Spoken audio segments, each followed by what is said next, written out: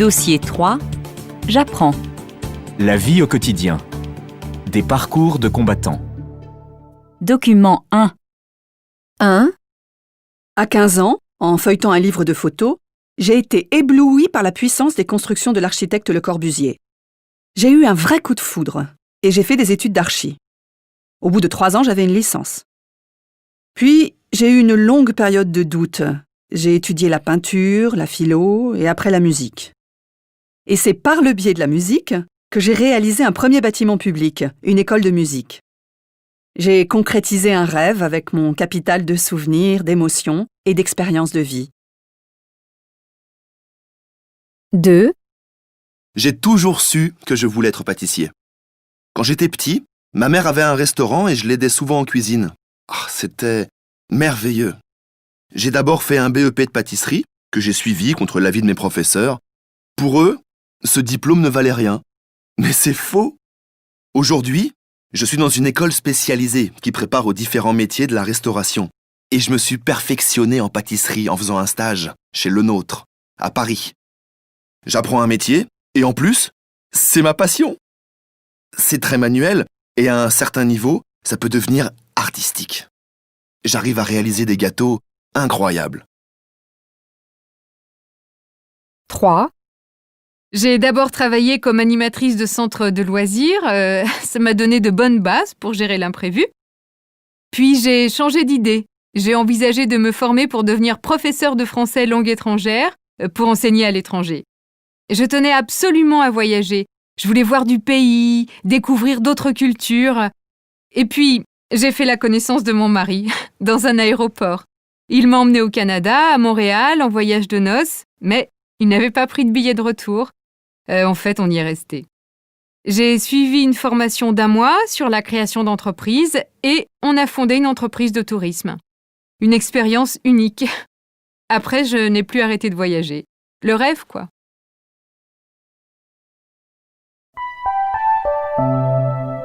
Activité 7.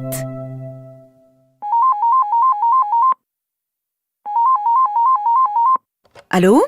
Bonjour Carole, c'est Sophie. Salut Sophie. Je t'appelle pour un conseil. Tu te souviens de Masha, la femme formidable qu'on avait rencontrée à Kiev ? Sa fille veut s'inscrire dans une fac en France. Tu peux nous aider, toi qui travailles au rectorat ? Oui, je vais essayer. Alors, Katia a déjà une licence de sociologie. Tu crois qu'elle peut entrer en master ? C'est une commission de la fac qui doit décider si les études correspondent. Il faut qu'elle demande un dossier de validation d'études dans la fac où elle veut aller et qu'elle décrive le contenu de ses études. Elle parle bien français ? Très bien. Je suis étonnée même parce qu'elle n'est jamais sortie d'Ukraine. Pourquoi ? Parce qu'on vérifiera son niveau de français.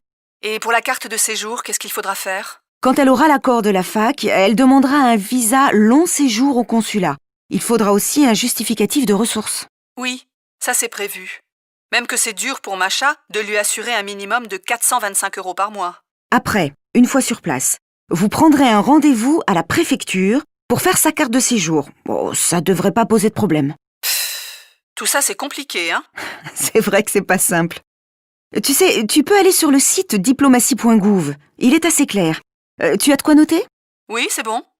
Alors, c'est www.diplomatie.gouv.fr. Ou sinon, il y a le site SOSnet. Tu verras, ils ont une rubrique sur le droit des étrangers. Ils expliquent bien. Ou alors, tu me rappelles. Super. Merci pour ton aide. À bientôt. De rien. Bise, à bientôt.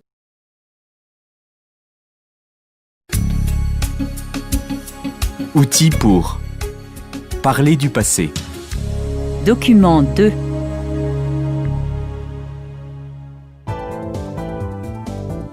Partir étudier à l'étranger, un atout pour l'avenir et une expérience personnelle incomparable. N'hésitez pas, même si rien ne vous y oblige. C'est un plus pour votre future carrière. Écoutez le témoignage de Sébastien. J'ai effectué ma 3e année de Sciences Po à l'étranger. C'est prévu dans le cursus. Je savais que ce serait une expérience super enrichissante pour la suite. J'ai choisi d'aller à Toronto, parce que j'avais toujours eu dans l'idée d'aller étudier au Canada. Je voulais étudier dans une grande ville dynamique, plutôt que dans un campus isolé. J'avais déjà pu constater l'incroyable gentillesse des Canadiens lorsque je m'étais rendu dans ce pays par 2 fois pendant les vacances. Et la réputation de l'Université de Toronto et de son département de cinéma ont achevé de me convaincre. Cette année-là, je ne suis revenu qu'une seule fois en France lors des vacances de Noël. Je m'imaginais mal renoncer au réveillon de fin d'année que j'avais toujours passé en famille jusque-là.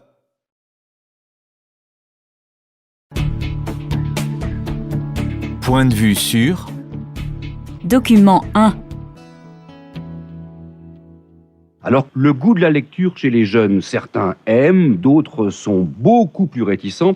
Voici des points de vue croisés sur la lecture avec Anissa, élève de seconde au lycée Alfred Nobel à Clichy-sous-Bois, et puis Thomas, il est en 4e au collège Victor Hugo à Noisy-le-Grand. Certains humains se droguent comme moi, mais cette drogue est vraiment spéciale. Elle se nomme la lecture. Savez-vous d'où vient cette soif de lecture ? En fait, j'ai commencé à lire à 8 ans, avec une histoire de Roi Lion. Mon frère, lui, me disait que j'avais tort de lire, c'était trop barbare, fallait pas lire. Puis en fait, j'ai réalisé que non, c'était pas le cas. À chaque fois qu'on lit, on est transporté dans un autre monde. On vit l'histoire, c'est bien. J'ai appris aussi que les livres pouvaient être magiques et qu'ils peuvent nous envoyer dans bien des dimensions. D'ailleurs, je trouve bizarre qu'il y ait des gens qui lisent pas. Franchement, moi, la lecture, c'est pas mon truc. J'ai du mal à finir un bouquin et même à en commencer un. Il y a des livres que je lis, comme des témoignages de meufs et tout, des histoires vraies. J'aime bien parce que c'est des histoires qui me parlent de notre génération. Mais je me mets grave du temps à les lire.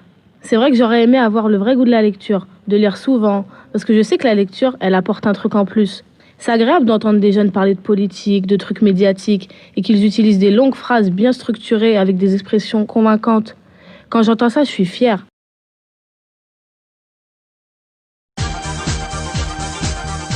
Rendez-vous interculturel. Pascal.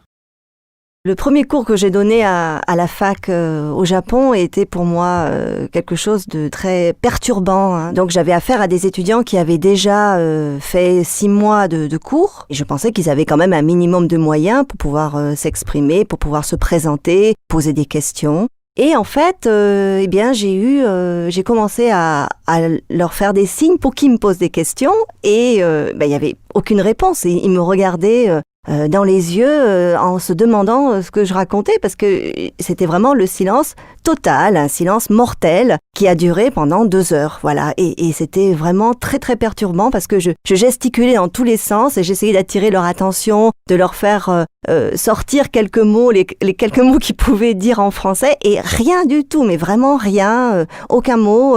Oui, un regard perplexe pendant 2 heures. Il faut savoir que cette façon interactive d'enseigner au Japon n'existe pas. Pour eux, c'est avant tout enseigner la langue, enseigner la grammaire.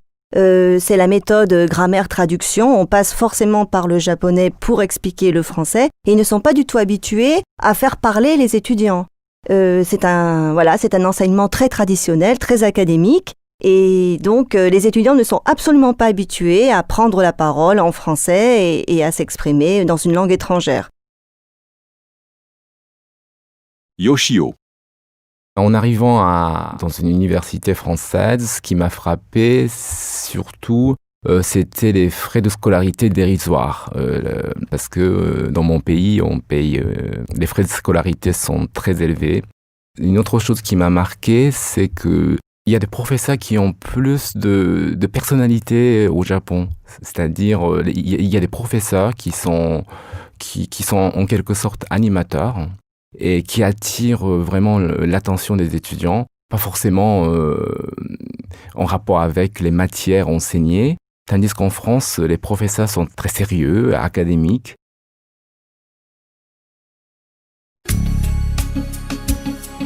Outils pour exprimer l'opposition. Document 3.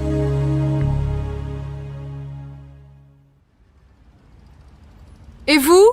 Que pensez-vous de l'augmentation des droits d'inscription ? 1, Personnellement, je suis pour, contrairement à la plupart de mes copains. L'inscription, c'est pas ça qui est cher. 2, Moi, je trouve que c'est injuste. Et qu'au lieu de faire payer les étudiants, on ferait mieux de supprimer tous les gaspillages. 3, C'est pas la peine, ça changera rien. L'université sera toujours déficitaire, contrairement à ce qu'on nous raconte. 4, C'est pas une solution. Par contre, faire une sélection au mérite, ça oui, ça dégagerait de la place.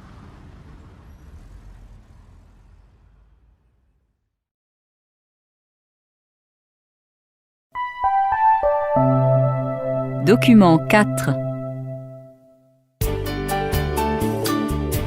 Bonsoir messieurs, nous sommes heureux de vous accueillir dans notre débat de ce soir consacré aujourd'hui au problème de l'éducation. Monsieur Duchâteau, vous avez été ministre de l'Éducation entre 2007 et 2009, et vous, monsieur Laurin, vous n'avez pas exercé de responsabilité, mais vous êtes en charge du projet éducatif dans les rangs de l'opposition. Notre premier thème est celui des savoirs fondamentaux à exiger des élèves. Qui prend la parole, monsieur Duchâteau ? Et oui, le constat est grave. Environ 100 000 enfants sortent chaque année de l'école sans maîtriser les savoirs de base. Lecture, écriture et calcul. Nous avons fait des efforts, mais il reste du travail. Excusez-moi, mais vous avez été ministre, et vous constatez paradoxalement l'échec de votre politique. Pardon, je n'ai pas fini.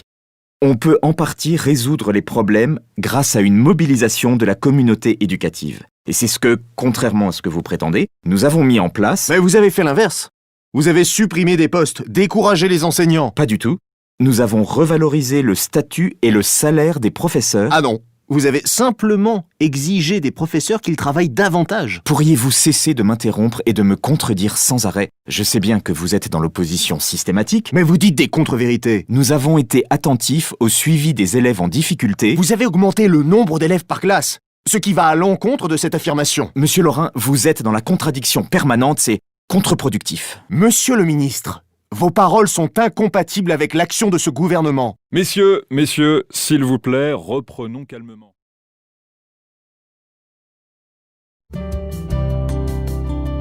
Parole en scène. Phonigraphie. Activité 1.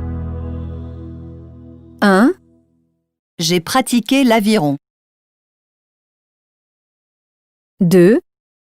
J'étais le plus fort de la classe. 3. Il s'est formé. 4. J'ai été surpris de réussir. 5. Elle a abandonné les études. 6. Tu te couchais tard. 7. Ce prof, je l'adorais. 8. Il se trompait de sujet. 9. Elle l'a aimé énormément.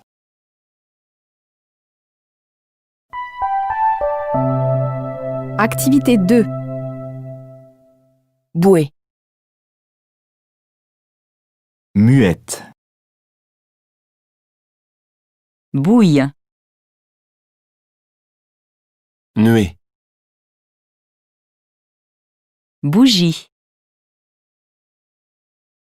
Hui. Je. Rouille. T'as tué. Fige. Enfouir.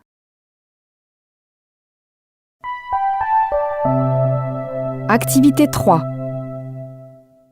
Édouard a voulu louer une voiture. Il remuait ciel et terre. Je lui ai dit tout de suite de prévenir Louis, qui lui en a loué une pour aujourd'hui, presque gratuitement.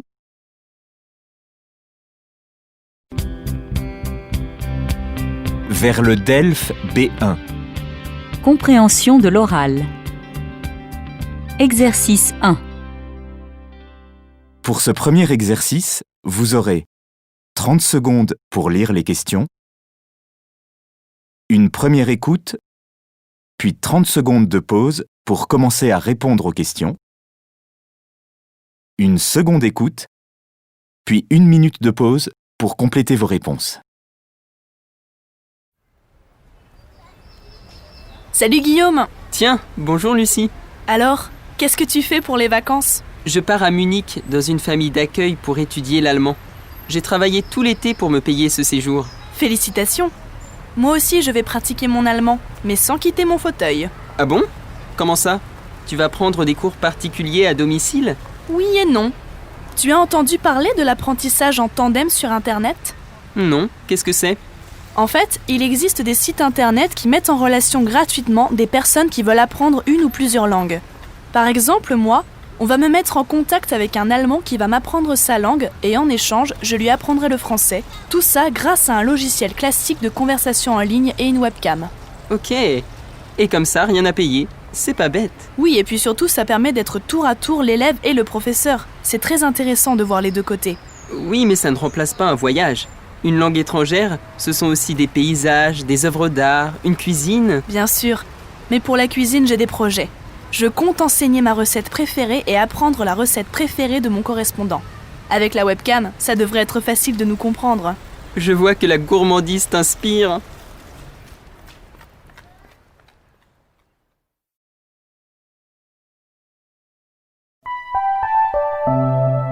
Exercice 2.